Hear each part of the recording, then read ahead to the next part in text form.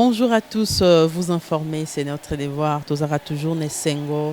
Il y a Kota na banda kuna bino pour na kopesa bino ba information oyo leka na Kinshasa pe kopesa maloba na bandeko ba congolais ba pesa makanisi na bango na maezo leka awa na mboka na biso RDCP particulièrement na Kinshasa. Tozali na Kinshasa bien sûr. Toyambi président, il y a Conscience nationale, puis vice-président, il y a Sénat, honorable Balikwisha Djouma, P. Serge Goncho. Na bango boyebi bango ba mesani penza na télé chango to lobela mingi mingi makambo etali est ya mboka na biso mikolo eleki en tout cas masolo ebele ba sujet belé ebimi pona est ya mboka na biso boyebi que bandeko ya est basiliki penza makasi bazali kosenga MONUSCO atika mabele ya Congo parce que bazali komona mosala bazali kosala te mbongo ebele ezali kobima pona bango mais mosala penza bazali komona te sur terrain bazali organiser ba manifestation bien que manifestation ils allaient réprimer à 100. Pourquoi ils ont réprimé à 100 alors que batu bazali ko réclamer oyo et sengeli basala parce que ba mona que bazali délaissé pourquoi silence na Kinshasa? Les autorités n'en parlent pas. Nalanda qui même bande comme ça, même notre chaîne nationale ne fait même pas mention. Ya makambo za koleka na est ya mboka na biso que traduisent ba manifestation ana anti-MONUSCO. Est-ce que la MONUSCO est responsable na ba massacre za kosama na est ya mboka na biso? Nécessité ezali MONUSCO atika mbango est ya mboka na biso. Est-ce que ko fragiliser mala makasi penza te côté wana sécurité vraiment tokosola yango na ba invité na biso tokolobela entre guillemets des révélations. Il y a Mokambi à MONUSCO, Madame Keita, où il a lobby que Makambo et Zoleka na Est, après la manifestation, on a tombé quand même Mungongo, alors Makambo et Zoleka na Est, ils allaient ba Congolais, Bango Moko, ils allaient gouvernement na Bango. Ils appellent à Yemokote, ils allaient pe diplomate américain, Hammer, Yepe à lobby, Lolenge Moko. Et puis à Souki Sipe Wanate, Madame Keita Lobby, aux écoles na Congo, ils allaient génocide. Mais pour Nanini, communauté internationale, génocide en Oba Loba répété. Pour Nanini, ba déclarer en côté, Toko Solango, na ba invité na biso, Toko Souki sana makambo ya ba opération conjointe, Tolanda ki mikoleleki, président s'est annoncé qui opération conjointe entre armée congolaise na armée rwandaise oyo ba rapport et l'axara mingi qui a l'origine to pe azaka pointé to azaka soupçonné na maezo le kana est ya mboka na biso est-ce que pende ko za malamu président de la République a annoncé pe le sous il y a 24 heures il y a quelques heures d'ailleurs après rencontre na président kenyan que ba troupe kenyan ekoya na mboka na biso pour renforcer pour lutter contre ba insécurité wana ezali ko sala na partie est ya mboka na biso est-ce que ezali likanisi ya malamu to ezali ko bakisa lisusu problème mosusu na OEDG ezali boyebi que Lamuka et Sengi toloba Lamuka El Martin Fayulu Adolphe Monzito bazali na marche ce samedi en solidarité na bandeko na biso bazali kokufa na est ya mboka na biso Sénat toyoki sango Sénat pe kotambola elongo na bandeko ya Lamuka pe ba congolais nyonso po na communiquer pa Lamuka ba bengi ba congolais nyonso tokoki koloba ke ba salimo alliance na ba politique to lolenge nini tokosola yango po toyeba pe ba société civile na biso lolenge nini et tambolaka donc moboko amaso na biso tokosolola yango na président il y a Conscience nationale à l'action Serge Goncho pe honorable Djouma Balikwisha vice-président et à Sénat restez connectés. Serge Goncho Mbote ndeko gloire. Honorable Balikwisha Mbote Mama gloire. Alors mikolo esali mwa tango to kutanité na bandeko ya Sénat et comme moi habitude bandeko mingi pe ba réclamaki ke ndenge nini tozali komona isusu bandeko ya Sénat te bango bayaka na masolo kitoko tozongi lelo bandeko ya Sénat babandaki kozala bazalaki mingi na action ya terrain siko toni to solo la penza masolo yango parce que ebele ya makambo et salami surtout makambo ka etali est ya mboka na biso ya yambo Serge Goncho tolanda ki bo annonçaki sit-in ya mibale devant palais de la nation mais beaucoup ko reporter ngo zaki prévu à la mercredi bo reporter ngo pour nani. Merci, tu reporter qui City Nouana parce que dans l'entretemps, tu as qui contact avec Bandeko ya SID. Bazaki n'a souci que tout se réunir pour faire une force. Bisopé Tozaki déjà, vous vous souvenez, qu'on lançait appel à l'union de toutes les forces vives du Congo pour nous unir d'une même voie dans le Cambodge Est. Bisopé prévoyait qui activité na biso mercredi. Bango ya bango ezalaki samedi.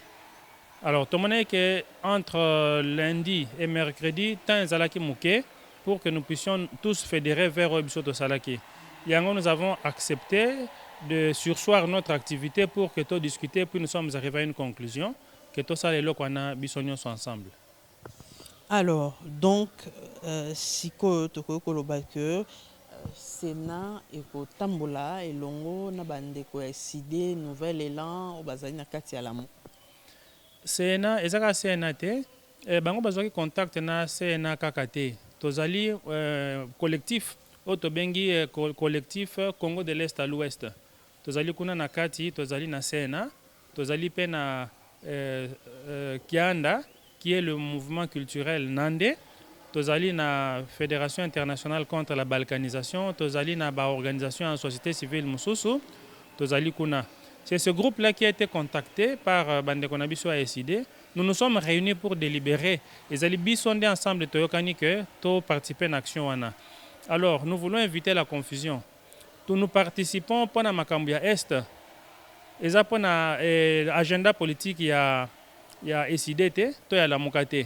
Nous, ce qui nous unit ici, c'est la cause de l'Est. Et puis, nous annonçons que les lots qui Bandeko Nabiso a eu des PES, par exemple, ou bien un PPRD. Pour la même cause, nous serons encore là-bas. Pour Bissonne Tobané relancé déjà depuis Kalaboye Biango qui est parti politique nous surtout bossa na étiquette na biso parce que ça likambo mabele. C'est dans ce sens-là mais ne nous donnez pas une coloration politique exalité. Alors honorable Djuma Balikwisha bondimi penza na ba marche borosala bolingi bo interpeller nanu nani parce que bokoti na vision ya marche ya bandeko ya Lamuka mais à travers cette marche là bolingi bo interpeller nani communauté internationale to ba autorité à Kinshasa ou batikeli na bango silencieuse na likambo ezoleka na est mboka na. Oui, merci Maman Gloire. Bon, eza marche d'abord ya Lamuka te, eza marche donc il y a marche citoyenne pour toute la population congolaise, en particulier celle de la province du Nord Kivu, demande le départ de la MONUSCO. Et toute organisation qui partirait dans cette même voie, to soutenir yé. Yango to lobi boloko la SID à travers la Mouka, comme vous avez dit, El Fayoul et Mouzito, va décider de la marche pour cette cause-là nationale. Alors il faut qu'on soutenir Ango. Donc, tout ça va confusion. Situation ya Beni, eza situation to bada le bango banda kala, eza makambo ya Nord Kivu te, eza situation, eza likambo ya mabele, situation ya Congo moya ba Congolais nyostou. Donc to sepeli kutu l'air to moni ba to bando zo conscience qu'il faut to telema pour to défendre mabele pour liboso e bando zala makambo na bino ya est makambo na bino ya est sikoy komi makambo ya Congo makambo ya mabele yango de toute personne yango de to la saki kutu appel que toute organisation donc to kende to tika lokola Serge Auti oloba ba couleur politique tout yango pembeni mais to telema elongo pour na makambo ya est sikoy tolingi makambo na esila to tika la kaka to tika na makambo ya ba présumé te tamsu to sola na to sola problème wana yango de na lobby appel au tozo lancer donc kolanda te que non décidé muta convoquer marche wana samedi pour interpeller nani à travers cette non interpellation yango na lobby interpellation d'abord ezali gouvernement il faut azwa position na claire kolba situation ya est position na ezanine dengo lobaki na introduction ezala ya ba confusion te ou ba distraction lobate non toya na ba troupe to multiplier ba troupe toya ou be to senga elisali ici na bande kuna biso ya Kenya to Rwanda to Uganda te. Donc gouvernement il faut avoir responsabilité na ye. Mais à travers gouvernement de mutu ako interpeller communauté internationale à travers le Conseil de sécurité de l'ONU pour le non effectivement tolembi 20 ans c'est trop.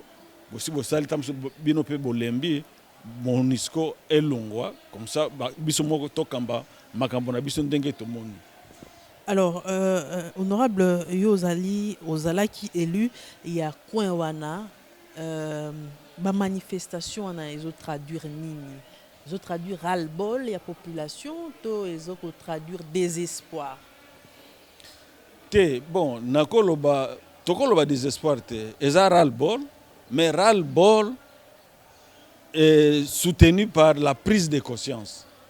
Sikoyo batu basi ba comprendre que libération d'un peuple ne se fait que par ce peuple lui-même. Eza munguna tu bien mutu musus de aroya po aloba ke aubunda po na yo po pozo solution. Yo moko il faut otelema donc dengue muza alobaki auto prise en charge. Yango de to comme na étape wana. Donc eza désespoir te mais eza prise de conscience siko batu alubi non trop c'est trop. Tolingi est ici là et effectivement oui que ça fait maintenant presque près de 17 jours batu alubi tolingi te to sali grève en tout cas ti MONUSCO à Olongo 17 jours sans travailler vous imaginez comment les gens mangent comment les gens s'organisent une ville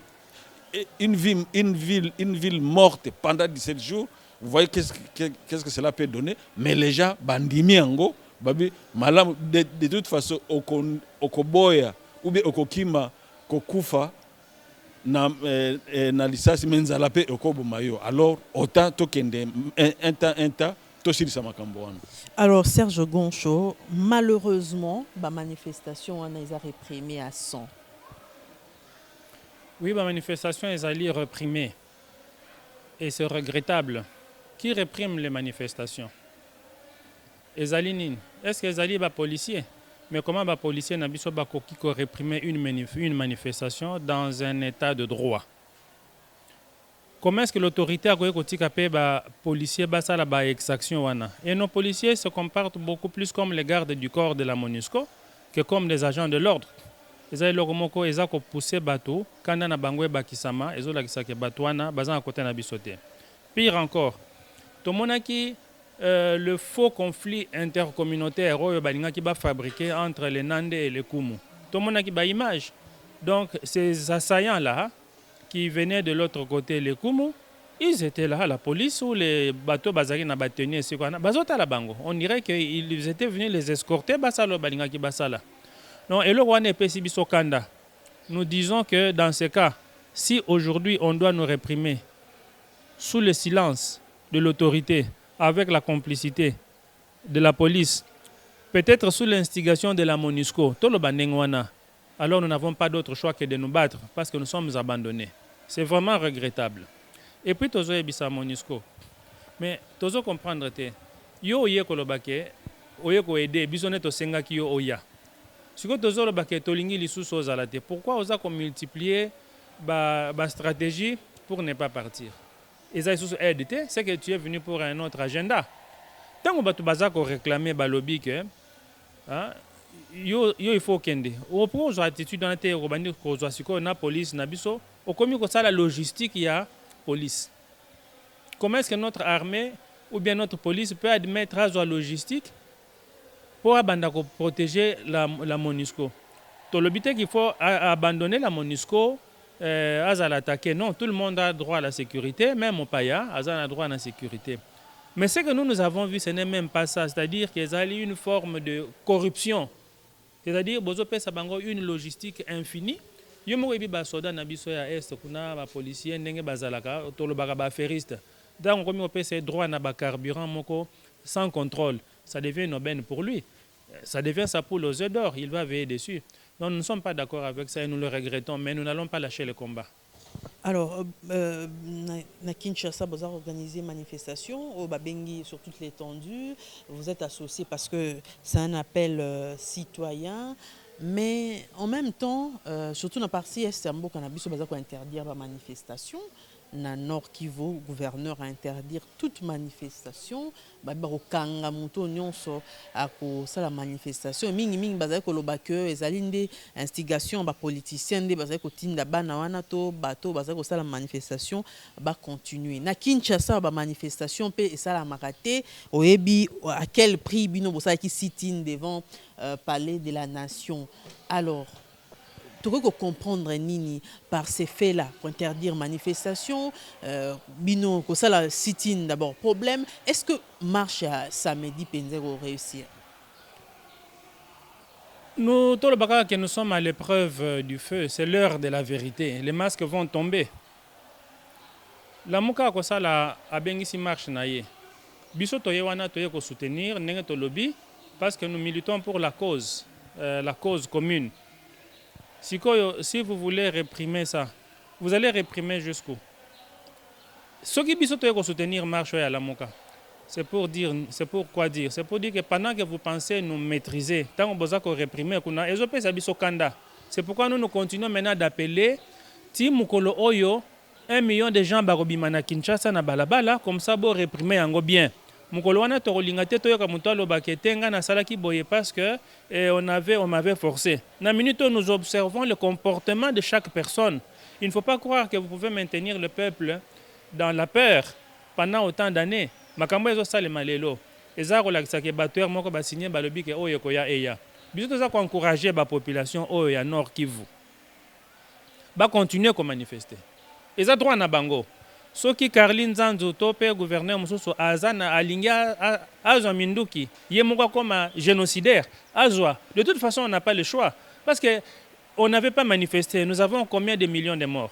Si ceux qui ont manifesté, qu'est-ce qu'il y aura de plus? Il n'y a aucune différence. Donc, nous appelons, nous encourageons les bandes qu'on a mis à Est Wana, défendre droit na bango ya manifester, que la police fasse son travail, non pas de réprimer, mais d'accompagner les manifestants. Batika kokota na ba théâtre bazo sala, il y a des gens qui ont des machettes qui tuent d'autres personnes, et ça ne va pas s'arrêter. C'est le moment de changer de camp et d'entrer dans le camp de la patrie. Ah, tozo loba, to batamite, na kansi mutunyo so azolanda. Nous appelons tout le peuple congolais à relata likambu oyo parce que ezali likambu ya balkanisation, ezali likambu ya génocide du Congo. Tango ba gouverneur wana bazozo ba décision ya ko réprimer la recherche de la liberté du peuple congolais, qu'ils sachent qu'ils rendront compte dans Kalamingité. Alors, honorable Djouma Balekwisha, est-ce que MONUSCO est responsable de makambo ezo samana est ya mboka na biso po basenga départ na? Bon, en tout cas, nous avons pas preuve que les responsable ou bien qu'on infirmer que les responsable était. Mais seulement, et là que tout le monde 20 ans avec tous les moyens mis à sa disposition, mais bazo bomba toujours biso. Donc tout le monde est l'autre côté. Bon, na liboso tant que nous basalaki ba biloko mike, mais sikoyo tout le monde qui balembi. Ndeni ne oko comprendre. Ba ko boma batu à 500 mètres du camp de la MONUSCO. Or, c'est supposé que place camp MONUSCO est allé dans un rayon peut-être il y a 1 km², et un rayon sécurisé. Mais non seulement non loin il y a camp na bango, non loin il y a camp militaire. Souvent camp militaire. Par exemple, lelo, tout le monde Beni. Mikolo sur la route Beni Kasindi, bazo boma batu, donc ba embuscade nanzela. Ezo salama, bazo zikisa ba mutuka, ba passager et tout ça. Mais ezo le ka place nini? Non loin ya Semuliki. Or na Semuliki toza na arme na FRDC. Eza non loin ya pont Semuliki. Non loin ya pont Semuliki na Kilia. Eza ka ya MONUSCO. Mais na espace wana bazo buma batu. Et puis bino boza wana. La présence na bino ezana tinate au risque même disons condamner bino comme complice na makambo wana po zo sala na rayon d'action na bino.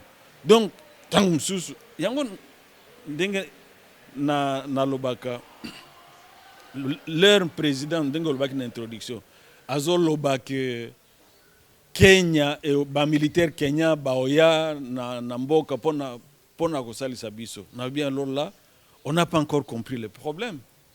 Général Mayele alobaka soki ba service ya sécurité bazo koka ko dénicher munguna te elingi oloba munguna wana azo mibomba na kati ya service ya sécurité.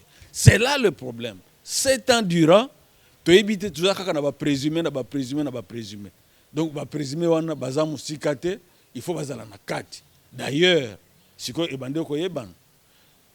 Parlement a 5 commissions d'enquête parlementaire. Na kati ya mapinga na biso agitation munene. Balingi commission d'enquête wana te. Soit disant secret défense. Donc bozo mi bomba sima ya secret défense pour osala ba business na bino, pour osala ba opération macabre na bino wana tokondi mangote. Yango na lobi au vu de la situation wana, nous ne sommes pas loin ya lobake non MONUSCO aza complice na makambo wana et surtout bango bakangaki bato ya MONUSCO na ba tenue ya ba GR bazaki yango wapi bazomema yango wapi. Donc tous ces indices là peuvent nous pousser, même si on n'a pas des éléments probants et à confirmer que baza na kati, mais wana ba indice wana ekola kisabiso nzela ya oyeba nani aza sima ya massacre ezosala na Beni. Serge Goncho, est-ce que départ il y a MONUSCO est fragilisé sécurité tout au secteur sécuritaire na partie est ya mboka na biso? Je vais vous permettre ngana zonga moi mukena mutuna oyo otiko tuna honorable Balekuisha. La MONUSCO a la mauvaise attitude. Quand toute une population se met debout pour vous accuser, ça la profile bas. Aux colonisateurs te tango bato bazolo bake ozali complice. Yo yaka tuna bango pona ni bozolo banaza complice. Bato wana bakopesa yo ba raison pour lesquelles baza koloba. Il y a des rescapés de camps où on a arrêté des gens qui ont des témoignages. Il y a des populations qui ont plein de témoignages, il y a plein de preuves. Bolinga ata kotuna te wapi ba preuve ango sur la place publique. Juste sur lancer défi na MONUSCO. Poto monaki service na bango ya communication a bengisaki ba organisation de la société civile kuna na bureau na bango pour 1 heure pendant laquelle ils ont communiqué selon ce qu'eux voulaient. Ce qui balingi transparence, biso to sengi na bango, to sengi na gouvernement na biso, to aura 1 heure sur le plateau avec bateau bazana ba témoignage contre la MONUSCO. Na bango de l'autre côté, to parler sur les mêmes pieds, to bimisa ba preuve na bango ba réfuter yango. C'est ça qui est correct. Mais on y a ko bimaneti c'est toi le proconsul. On a de plus qu'on manquait biso vraiment respect. Wana na leki. Est-ce que départ il y a MONUSCO et qu'on a un problème? Non. Aucun problème. Pourquoi? Parce que tous ces problèmes, en réalité, prenons l'équation à l'envers. Tous ces problèmes fleurissent à l'ombre de la MONUSCO. Bozo yebake na Dungu, à l'époque, il y avait des problèmes d'insécurité. Mukolomo ba population basili ba lobina ba MONUSCO na ba pam na banani ba bima. Ba bengani bango. Depuis lors, calme Kota. C'est un fait historique. Comment ne pas tirer la relation de cause à effet? Token Angola. Période moko président Angola a tomboka ki alobi bokende, bakenda. Guerre ici, la vraie ou faux? Alors sur base de quoi bango bakolo bakena Congo soki balongwe ne trouble ye makasi. C'est faux. C'est une campagne psychologique pour nous inculquer la peur. Biso toza ko senga tolobi boye. MONUSCO akende. Biso toza na armée na biso. Yango pétant tozo ba départ à MONUSCO toza pe ko loba ko répéter. Nous lions toujours le départ de la MONUSCO à l'audit de l'armée. Ça signifie nettoyage de l'armée. Ça ne veut rien dire. Bobi Misaraba millions et belé, nous envoyons à l'est. Mais cette armée-là ne fait rien. Elle est pleine des affairistes. Botini Mbongo, Oyo Bakangela Kindeko, Israël Mutombo. Pour abimisaki ba vérité. Je crois que Bazoya pe Okangangai. Donc, abimisi bozo bimisambongo, mais comme à destination te. Tout le bateau le baté. Si vous bozo et la biso, ba armée ya mokili mobimba. Ce qu'on appelle MONUSCO, c'est les armées de partout. Tanzanie, Pakistan, Bangladesh, bazoya. Et quoi quitter? Boyebisi biso, Africom, américain, bazoya, lisusu. Ote okanga ba islamiste. O nanu tomona atana no moko te balakisa biso. Le lieu comme tozo memela bino sko ba Kenya. Mais franchement, soyons cohérents. Nous avons une armée ou pas? Donc, départ ya MONUSCO, bakende, toza na bango besoin. D'ailleurs, pour vous dire vrai, nous n'avons même pas besoin de l'armée pour défendre cette partie du pays. Bon, c'est biso kaka biso peuple autodéfense. Vous allez voir ce qui va se passer. Tolakisaka bino angwa na chango tango bayaka bakoti na bamindoki na bango po baya ko renverser pouvoir. Na chango kuna bato babimaka na balabala maboko ya pamba. Eso tobetaka munduki. Soki lelo botiki biso to sala autodéfense, ma guerre wana aussi la une semaine. Alors, mais bino bozo pointer MONUSCO pas vandi kimiate MONUSCO à lobby que bo pointer etant eza gouvernement na bino mokoti. Ezali bino moko ba congolais mutu boza nsima makambo wana te. Ezaka MONUSCO ye moko te. Même ambassadeur américain pas lobby yango. Yango wana ngai en tant que mutu nangana loba apparemment le ridicule ne tue plus dans notre pays. Yo zali mupayanga mutu na invité yo. Yo zali ambassadeur il y a un pays ami oye. Vous permettez au moment où biso toza ko réclamer tozo loba toza besoin boye na boye. Le président ne parle pas, le gouvernement ne parle pas, le Parlement ne parle pas, le ministre de la Défense ne parle pas, les organisations de la société civile oh bango ba finansaka, hein, ne parlent pas. Mais vous, ambassadeur américain, vous faites une conférence, vous faites des déclarations en disant ezabino bisote ezali gouvernement nabino na armée nabino et les personnes qu'on cite là restent silencieuses. C'est scandaleux. Justement, pourquoi ces autorités sont silencieuses? Ça signifie beaucoup de choses. N'ayons pas peur du mot. Nos autorités et l'élite congolaise est sous la botte de la communauté internationale. Pourquoi? Parce qu'ils s'arrangent toujours. Ce que le président, ça la condition pour le pouvoir perdre ou bien pouvoir c'est ce qu'ils font. Les politiciens, il faut être en bon terme avec eux. C'est comme ça qu'aucun politicien ne critique la MONUSCO aujourd'hui. Tout n'a bango. Que font les partis politiques? Il y a des partis politiques contre la MONUSCO. Ils parlent seulement du Rwanda, ils parlent seulement de nos problèmes internes. Mais aucun n'a le courage de pointer le doigt de la MONUSCO. Parce que MONUSCO n'a pas ça, il y a lobby comme un président. La même chose avec notre élite. Donc, disons si ce mal-là, libérons-nous de l'emprise de la colonisation des étrangers. Tout ça, la paix est fort, que Bissomoto s'est déterminé par rapport à nous-mêmes. C'est une question de volonté et d'éveil mental.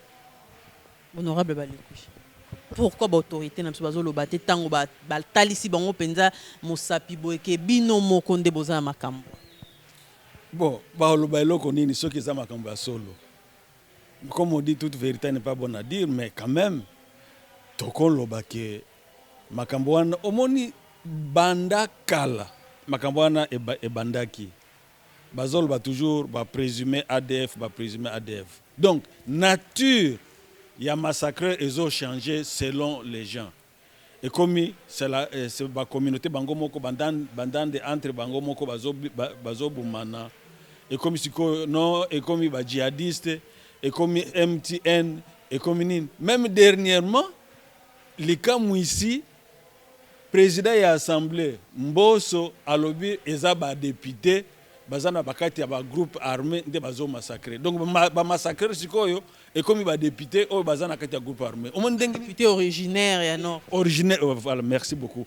Député originaire à Nord Kivu. Au moins, une nature, ils ont changé, donc ils ont ça la diversion. C'est que Bayebi vrai auteur, mais pour Babongi Sabiso Nanzela, Bakotanga, présumé, député, ceci ou cela. Donc, leur ambassadeur en a lobby bien muta MONUSCO a lobby makambo ndenge wana to moni réaction ata mo côté ya ba autorité na biso yango na zongi selibino na pensée ya général Mayele. Donc problème eza na kati yango nde leur ba bimisi bango libanda boye bakomi mémoire désorienté bazangi liloba. Donc bakoloba nini moye ba loba ezate pour quelque part, et la vérité, makambo balobi.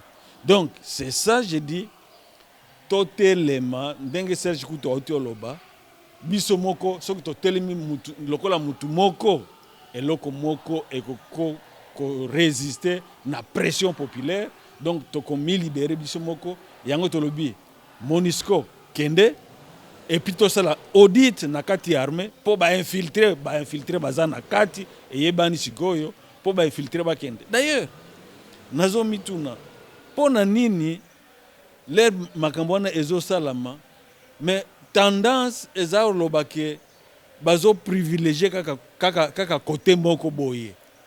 Donc yengi lobake non. Ndenge bozo orienté biso na nzela wana boyebi vraiment solo eza côté nini. Yango to lobi sikoyo bapesi bango occasion en or po baloba polele eloko nini ezo le kanabeni à partir ya ba déclaration ya bato ya Monisco na ambassadeur wana. Alors, parmi les solutions, bazali kozwa officiellement, vous avez koyoka opération conjointe entre armée rwandaise na armée congolaise. Armée rwandaise oyo bande ko ba soupçonnera pi ba rapport ebima que bazara pas à la base ya makambo zeko sama est ya mboka na biso. Président a annoncé il y a quelques heures que troupe Kenya neroya na mboka na biso po esunga biso to silisa makambo wana mission parlementaire oyo ya ba député faut ba kende kuna. Est-ce que avant na loba ma mission parlementaire bango ba autorité na biso makambo ango ba ye barango te po batinda sous mission parlementaire mususu ekosenga pe mbongo ebele balobaka soko moni ndoki belela noki mungongo ebunga yo bakonzi na biso bazwa courage babelela biso to moni clair ce qui se passe, ils n'ont pas le courage de dire que ils ont un revolver à la tempe bayebi biso toza na service de renseignement te baza na service de renseignement à tout niveau, renseignement civil, renseignement militaire, ceux qui ni suswana ezake bele kuna. Ils peuvent dire qu'ils ne savent pas ce que tous les villageois de l'Est connaissent. Bayebi. La question qui est là, to benga bango, baza na courage, baza bana mibalit. Peut-être bana basipe bazali kuna na kati. Ba telema wana devant, to poser bango ba question. To la kisa bango pe ba prévo, moi ba information biso to na bango. Bon to tu na bino bozwana bozolia bambongo ya musala nini. Ceux qui ba kokate balo ba to kokite, hein? Botiki, toloki bato mususu totie. Comment pouvez-vous rester insensible aux mbongo salaire des centaines disons des dizaines de milliers de dollars. OK? Au pessimasi na ke kotanga na poto bana bazolia, mais bike mbongo wana ozoliango tout en refusant de faire le travail pour lequel on te le donne. Comment conscience bosambela kati. Conscience na bino ezandenge nini.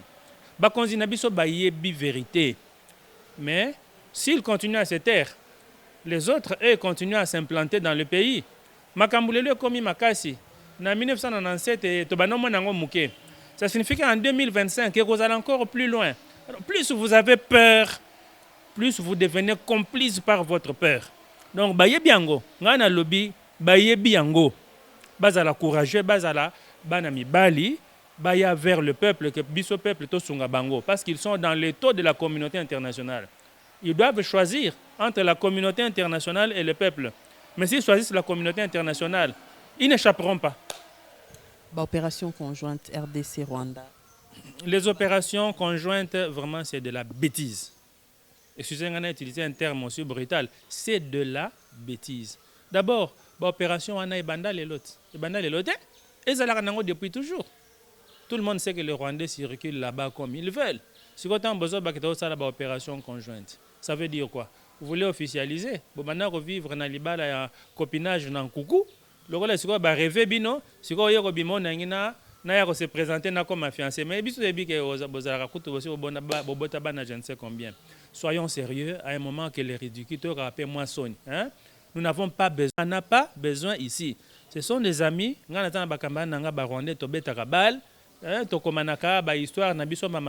en bon terme. Mais dans les Cambo Itali armée nabiso, on n'a pas besoin d'eux. Tous les soldats et belé boboaka bango libanda. Bamsusu bolongola longola bango bagrade.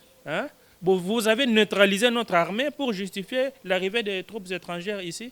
Et le wana tobo ici, les gens ne comprennent pas le wana, ils risquent de comprendre ça trop tard. Honorable Djouma Balekusha, opération conjointe RDC-Rwanda, arrivée des troupes kenyanes, on a écouté déjà paraphraser, et puis mission parlementaire. Yo zalara na mission parlementaire, bosala kala rapport botinda. Ba bien ngote, Sénat, comme ba mémo, boke rotika na parlement, na présidence. Président yambi ba bandeko ba uti este kuna. Makamona nyoso ba yebi kakate? Non, donc opération conjointe. Toso toloba makambo yango toboyi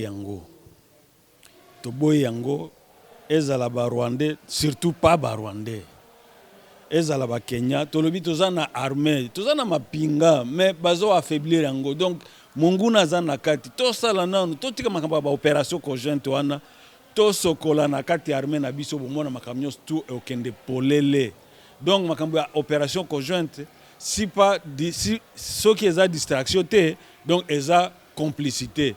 Donc il y a que sikoyo tolingi to officialiser makambo ya balkanisation. Goma est comme province rwandaise après Gisenyi, Nord Kivu est comme partie ya Rwanda, partie ya Uganda, tolo babongo alors là to yeba. Donc tosi tolobi le loyo. Je mets quiconque au défi. Soki balobi Congo, tosali déclaration de guerre contre Rwanda. Population est ennemie.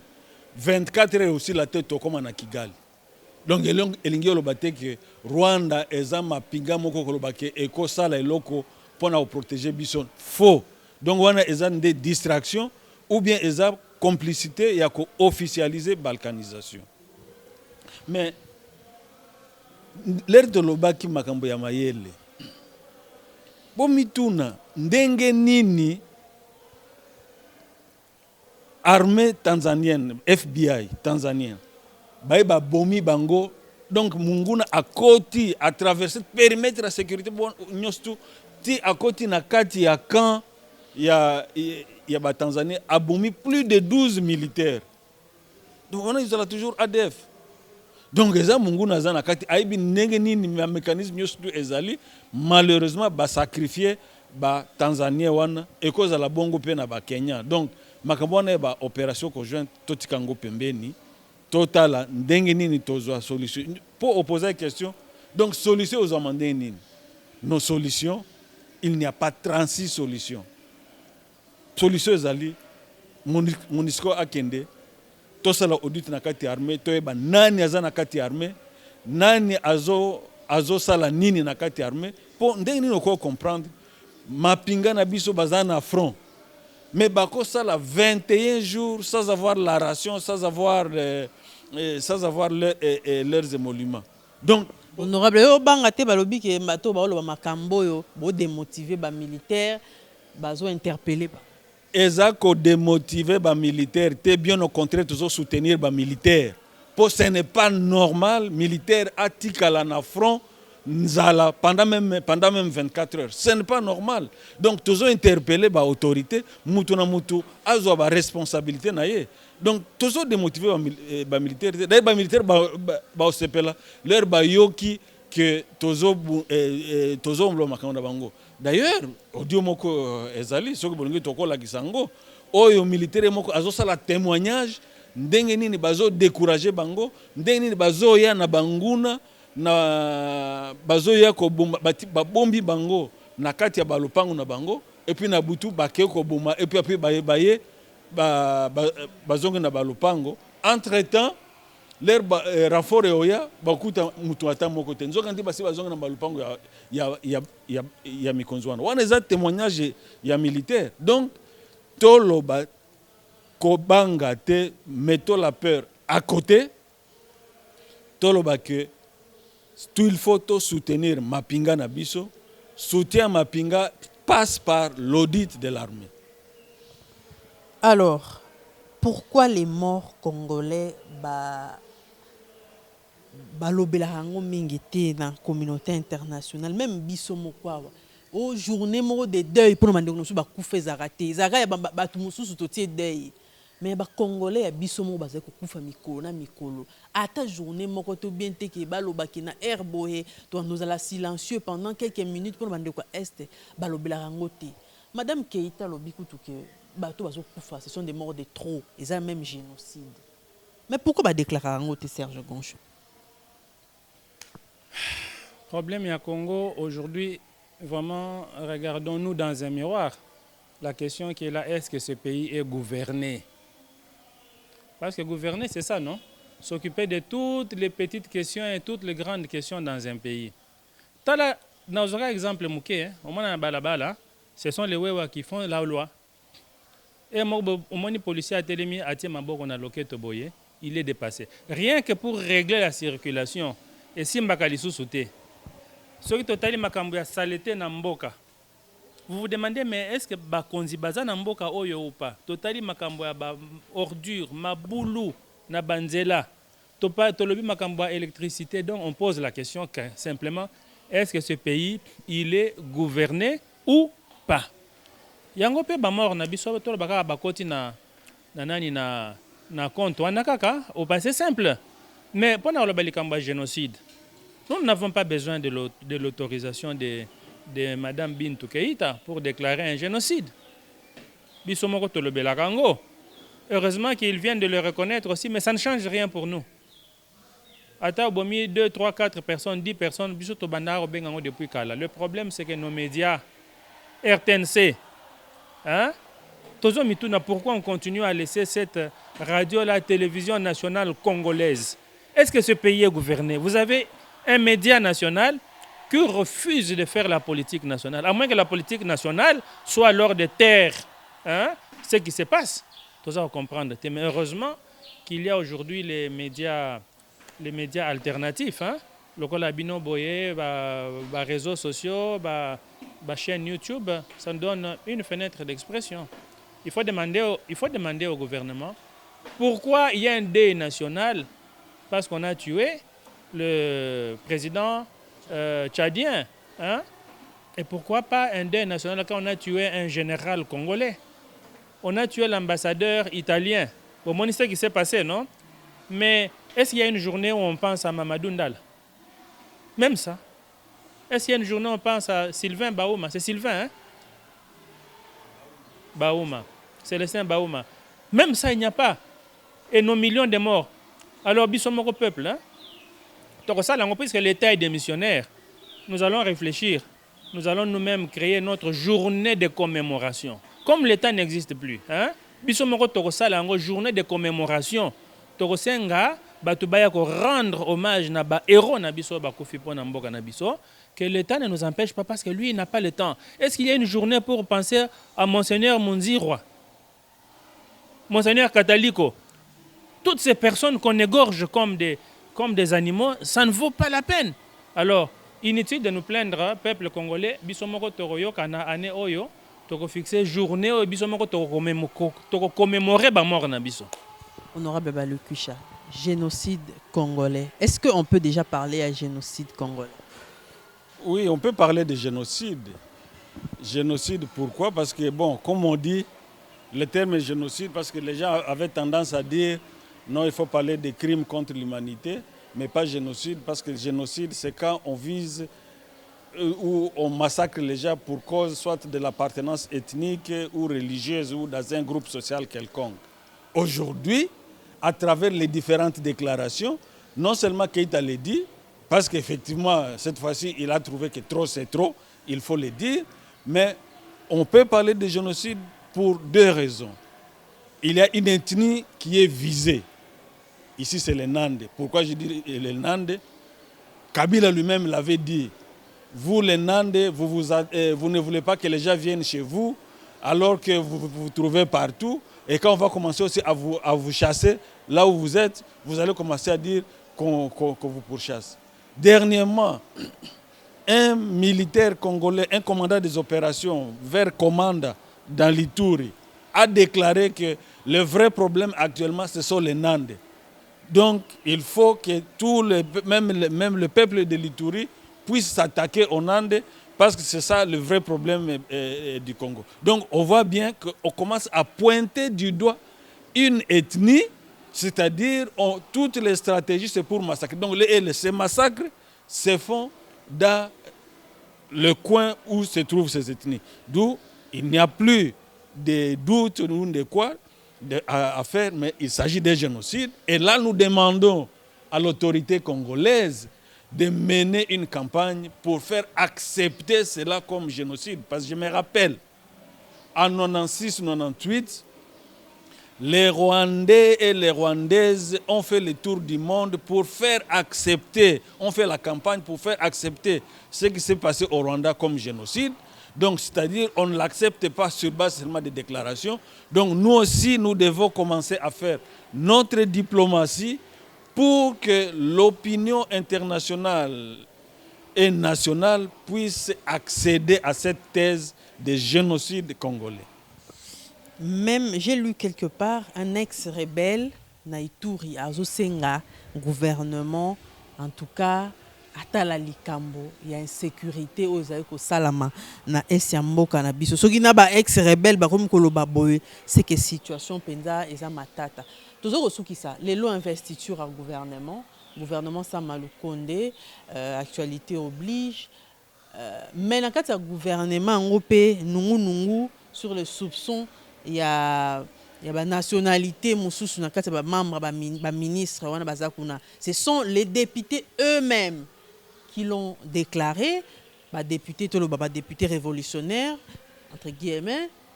Mais est-ce que le gouvernement warrior va même maîtriser la situation il y a Estiambo Cannabiso? Serge Goncho. D'abord, dans le gouvernement total, dans nos ministres et la défense, parce que nous parlons de sécurité, il est concerné au premier point. Dans l'andaki interview naie, où Abanda Koloba, Batoune Makamba Est, oui, il faut commencer par remettre l'éthique dans l'armée. Mais moi, je suis désolé, mon général, je crois à ça général, je suis vraiment désolé. Il faut appeler le chat par son nom. Quand vous commencez à prendre des circonlocutions, vous voulez aussi faire comme les autres, c'est-à-dire passer par la tangente, nous endormir avec de belles phrases, tout en laissant le mal se perdurer. Le problème au sein de l'armée, ça s'appelle audit de l'armée. Yo zali wana zali ministre de la Défense. Bazo yebisa yo. Ozo sala semblant yo ki tendenge nini. Dans l'armée, il y a des rebelles, M23, CNDP, ceux qui banani. Il y a des étrangers dans cette armée-là qui dépendent de votre ministère. Dans ce ministère-là, il y a des affairistes, des millionnaires qui trafiquent du cacao, des minéraux, qui contrôlent des carrés miniers. Ne nous parlez pas de l'éthique. L'éthique, il y en a partout, même au sport. Hein? Même dans la famille, partout on parle de l'éthique. Ce sont des termes généraux. Soyons spécifiques. Ceux qui ministre la qui ceux qui réellement il veut apporter la différence. Hein? Juste au EBCO, monsieur le ministre, ceux qui va conseiller nos EBCO, biso peuple, to EBCO que les problèmes qu'il y a là, les alliés audit de l'armée sur les nationalités, les rebelles et les affaires. Je peux répondre biso clairement, vous êtes d'accord ou pas. Tout ce que vous racontez là, c'est de la distraction. Maintenant, nous avons un gouvernement et warriors, comme vous les appelez. Souci nabiso les alliés, nous avons souhaité bonne chance. Parce que quand le pays n'est pas gouverné, c'est nous tous qui en souffrons. Hein? Nous leur souhaitons vivement bonne chance. Mais comme on dit, la bonne volonté ne suffit pas. La bonne volonté, c'est un algorithme. Comment je vais arriver à tel résultat? Je suis inquiet. Mais je préfère seulement dire souhaiter bonne chance. Mais je suis très inquiet. Ma nationalité. Pour moi, je dirais que c'est un faux problème. Pourquoi? Parce que la plupart qui étaient déjà là, Naba Oyo Bazala qui avant, ils ont quelle nationalité? On a posé la question parfois, tous à la un peu logique. Équipe nationale Nabiso à football.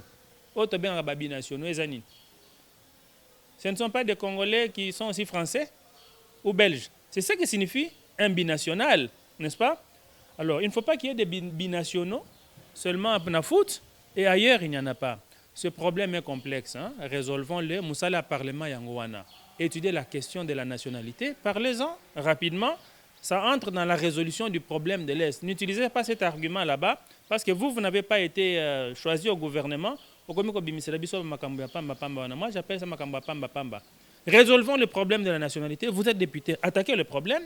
Quant à ceux qui sont là, il y a moratoire, je ne sais pas ce qu'on aura. On a noté, mais pour le moment, ne cherchons pas l'époux dans les cheveux des autres. Topé Sabango Maye, les soki barokoka, Topé Sabango Mokakoswa, résoudre le problème. Et Belé Abato Baza douter na chance, penza et réussite. Il y a un gouvernement Samaloukonde, honorable Djouma. Bon, effectivement, disons, Toko Kendena Kati Abad, Kokolba doute ou bien chance. Bon, total anano, programme on a défendre Ango.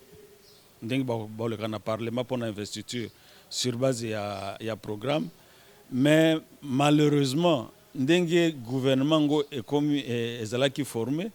Apparemment, c'était beaucoup plus pas dans la perspective de résoudre le problème de la crise congolaise, mais c'était beaucoup plus dans la perspective de partage du gâteau.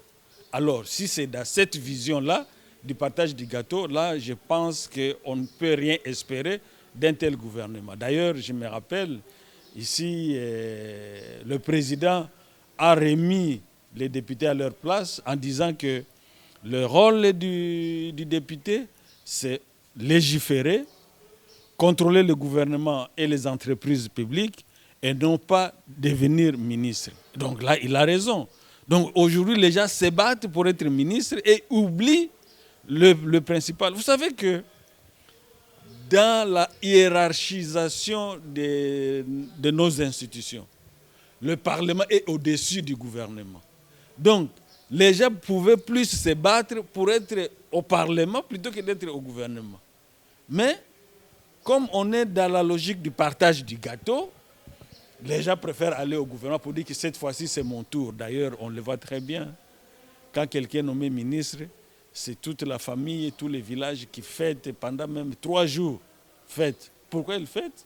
Alors que, dans la situation actuelle du Congo, celle de la crise, de la catastrophe, il faut utiliser les termes. Dans la situation actuelle, quand vous êtes nommé ministre, la première des choses devait être une inquiétude pour dire est-ce que je serai à la hauteur de la tâche compte tenu de la crise. Mais au lieu d'être inquiet, en se posant la question si on sera à la hauteur de la tâche, on fait pour dire maintenant c'est mon tour aussi de manger comme les autres. On vient de voir quelqu'un qu'on a arrêté ici qui traversait avec des millions. Voilà, donc on vient de voir. Donc on comprend pourquoi les gens se battent. Donc leur problème, ce n'est pas la résolution de la crise congolaise, mais c'est comment participer à la mangeoire, comme on a l'habitude de le dire. Et même quand le village fête, ça me fait rire. Même le village n'en profite pas. Lui, cela va profiter seulement à sa petite famille restreinte. En tant que le village s'est exposé en fêta, ou même d'autres font des déclarations. Nous ne sommes pas représentés, on ne voit pas les nôtres. Mais pourquoi avoir le vôtre? Si le gouvernement a un programme, que vous soyez là ou pas et qu'on exécute ce programme, le problème sera résolu. Donc, ne pas faire du problème du gouvernement un problème national. Mais en tout cas, félicitations, Monsieur le Président, d'avoir remis certains députés, soi-disant, entre guillemets, révolutionnaires, à leur place. Totikalika na honorable Djouma pour tout ce qui ça message ni relancé na ba congolais bazo tala biso mokili mobimba.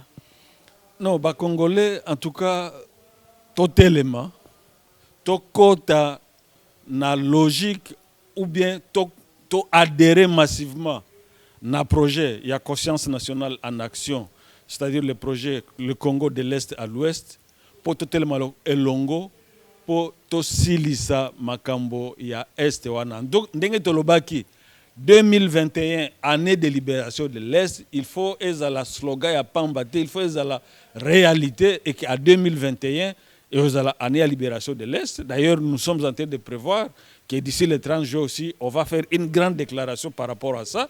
Donc, nous encourageons la population de la province du Nord Kivu et des Congolais en général, parce que ça se passe ici à Kinshasa aussi, ici, pour que continuer avec la pression, les manifestations. Il n'y a que cette voie-là qui va nous libérer. Et bravo pour cette prise de conscience. Je pense que nous sommes sur le bon chemin. Serge Goncho, votre soukissa, message nous relancé ba Congolais batala biso.